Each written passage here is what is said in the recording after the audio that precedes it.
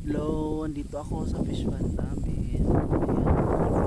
Yan yung fish pond namin.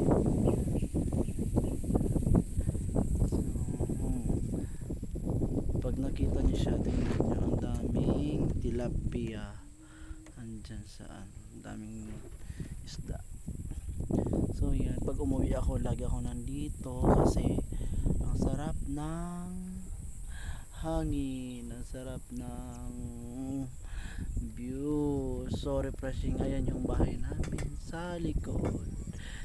Yung ate ko ang nakatira dyan sa bahay kubo namin dito sa fish pond. Ayan, yan, yan, yan, yan. Mhm. Merong alimango, tilapia at bangus, sabi ni ate, sa loob ng fish pond. So gusto ko nga manghuli kanina ng tilapia pero ayaw pa ni ate kasi maliliit pa daw. Kaya ang ginawa ko, kumuha na lang ako ng buko. Ayan, nakikita nyo ang daming buko. Ayan o. Ang bababa lang. Isa. Dami. Tara, kukuha na tayo ng buko. So, eto lang. Ganito lang kababa yung buko na kukuhain natin. So, ang baba-baba lang. Ayan. Buko juice from the farm.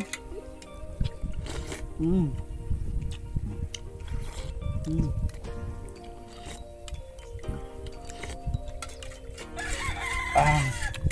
Sarap.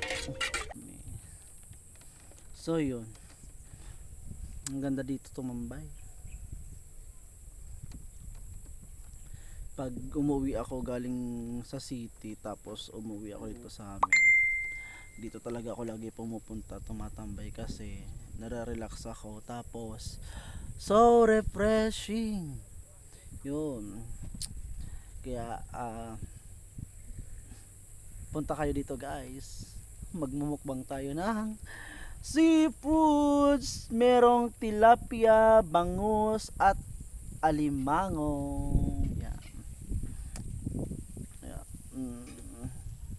Nagpapauso ako kasi ang daming lamok, ang dami ko nang kinainan ng lamok. Ayan, kung nakikita nyo sa likod ko, yan ang bahay namin. So mamahalin mo pa ba ako kung yan lang ang bahay namin? Comment below. Yan, yan. Pag ako naging jowa mo, ikaw ang ilalagay ko sa loob ng fish pond.